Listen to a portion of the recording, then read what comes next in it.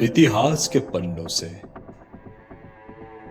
Slavery system या दास प्रथा हालांकि प्राचीन काल से अस्तित्व में है, लेकिन आधुनिक काल में उसका सबसे ज्यादा प्रयोग किया है अंग्रेजों ने।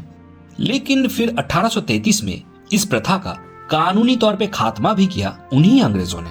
वैसे उनके पास और कोई रास्ता भी नहीं था, क्योंकि 19वीं सदी में जब ये स्लेवरी सिस्टम के खिलाफ पूरी दुनिया में आवाज उठी तो खुद को डेमोक्रेसी और इंडिविजुअल लिबर्टी की मसीहा बताने वाले अंग्रेज इस मूवमेंट का विरोध नहीं कर सके, क्योंकि उससे उनका मुखौटा खुल जाता। और ना चाहते हुए भी 1833 में उनको कानूनन अपने सारे कॉलोनीज में स्लेवरी सिस्टम को बैन करना पड़ा।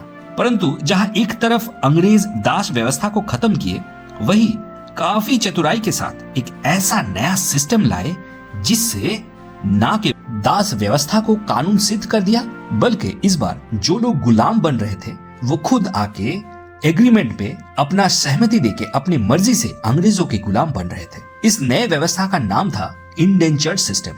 लेकिन आखिर क्यों और कैसे इंडियन लोग इंडेंचर्ड सिस्टम के थ्रू अपनी मर्जी से दास बन रहे थे, वही जानेंगे आज की वीडियो में।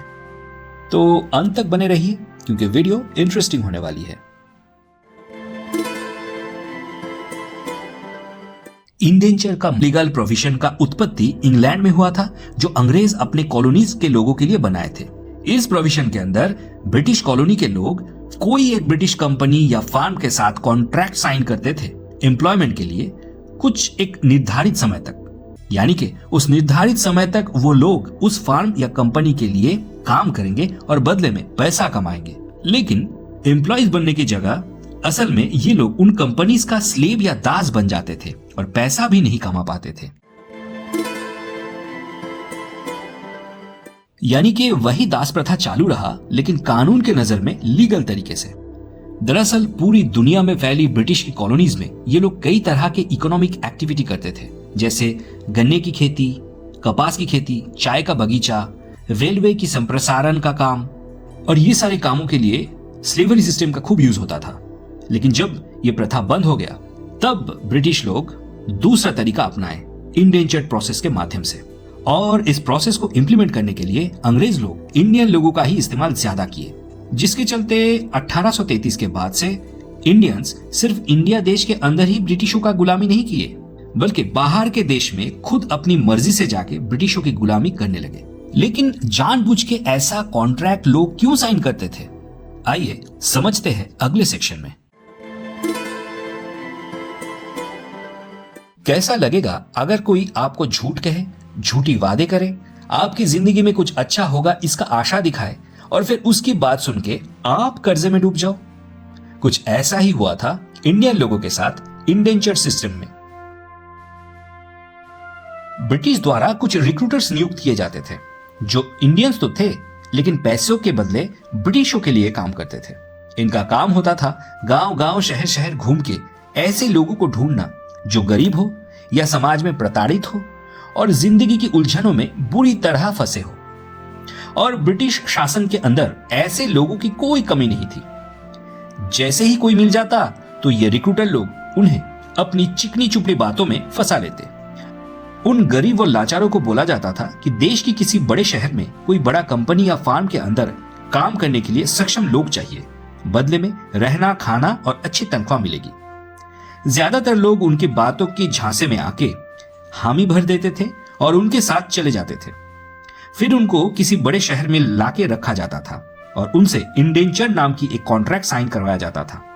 ये कॉन्ट्रैक्ट पेपर अंग्रेजी में होने के कारण इसकी एक भी शब्द उन गरीबों को समझ नहीं आता था, और वो तो बस रिक्रूटर को भगवान और उनकी बातों को वरदान के जैसा मान के कॉन्ट्रैक्ट पेपर पे अपना अंगूठा छाप दे देते थे।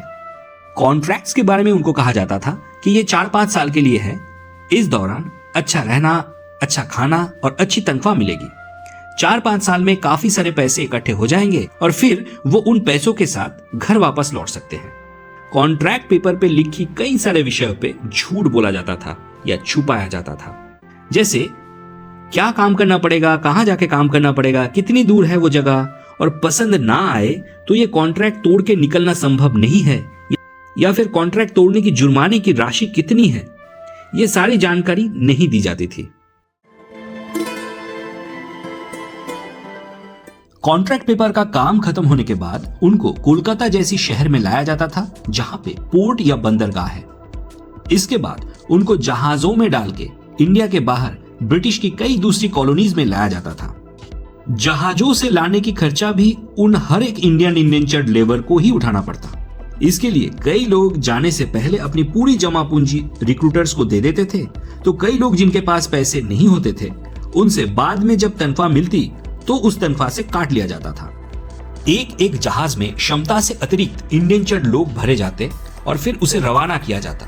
जहाज में खाने, सोने और शौच का व्यवस्था ना की बराबर होती थी और इसी हाल में उनको महीनों महीनों तक समुद्र में सफर करना पड़ता था और इसीलिए जहाज के सफर में हर 5 में से 1 लेबर की मौत हो जाती थी और ज्यादातर बाकी लोग बीमार पड़ते थे। इसके बाद किसी तरह जब वो अपने मंजिल तक पहुंचते तो उनका होश उड़ जाता था।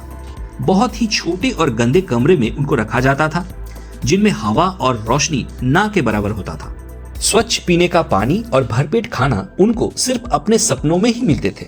कपास, गन्ना या चाय की खेती में, नहीं तो रेलवे की पटरी बिछाने और ब्रिज बनाने या कोई और कंस्ट्रक्शन के कामों में इनको लगाया जाता था। दिन में 12 से 15 घंटा उनसे काम करवाया जाता था। धीरे काम करना या काम के बीच में विश्राम लेने की आरोपों से अक्सर ब्रिटिश गार्ड्स द्वारा मारा पीटा भी जाता था। औरत और बच्चे तक को फिजिकली असॉल्ट किया जाता था। किसी लेबर की बीमार पड़ना या छोटी मोटी गलती के लिए भी जुर्माना लगती थी जो तनख्वाह से काटा जाता था। एक तो तनख्वाह बहुत ही ज्यादा कम मिलती थी, ऊपर से जुर्माने की राशि इतनी बड़ी होती थी और जुर्माना भी इतनी फ्रिक्वेंटली लगती थी कि तनख्वाह से बचत होना बहुत ही ज्यादा मुश्किल होता था। इसीलिए कॉन्ट्रैक्ट की 4 या 5 साल के टर्म खत्म होने के बाद उनके पास अपने देश भारत लौटने की जहाज की खर्चा उठाने तक का पैसा नहीं बचता था और उनको मजबूरन वही रह जाना और काम करना पड़ता था और ये ब्रिटिशों का ही प्लान किया हुआ रहता था।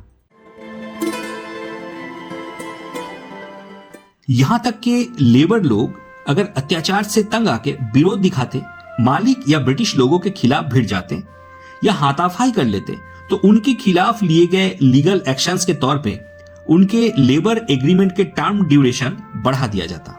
इसीलिए एक बार जाने के बाद इंडेंचर्ड लेबर्स लौट के कभी अपनी देश, अपने घर में वापस नहीं आ पाते। 1833 के बाद से 1920 तक लगभग 30 लाख से भी ज्यादा इंडियंस को इस इंडेंचर्ड कॉन्ट्रैक्ट के थ्रू ब्रिटिश के तब की कॉलोनीज जैसे south Africa, Mauritius, British Guyana, Fiji, Australia, Caribbean island और कई अन्य देशों में लाया गया और उनमें से लगभग सारे लोग ही कभी वापस अपने देश, अपने घर जा नहीं पाए। आज लगभग 100 से 200 साल बाद उनके उत्तराधिकारी भले ही उन सारे देशों में वहां के सिटीजन बन के बहुत अच्छी जिंदगी गुजार रहे हैं, लेकिन इंडेंचर्ड लेबर्स की लाइफ एक भयानक गाथा बन के रह गया है जहां वो लोग न्याय के लिए कानून या कोर्ट की सहायता भी प्राप्त नहीं कर पाए क्योंकि अनजाने में अपने ही मौत से भी बदतर जिंदगी की फरमान पे उन्होंने खुद दस्तखत किए थे। आपको इस विषय में क्या लगता है कमेंट में जरूर बताइए और वीडियो अगर अच्छी लगी तो उसको लाइक, शेयर और चैनल को सब्सक्राइब जरूर कीजिए।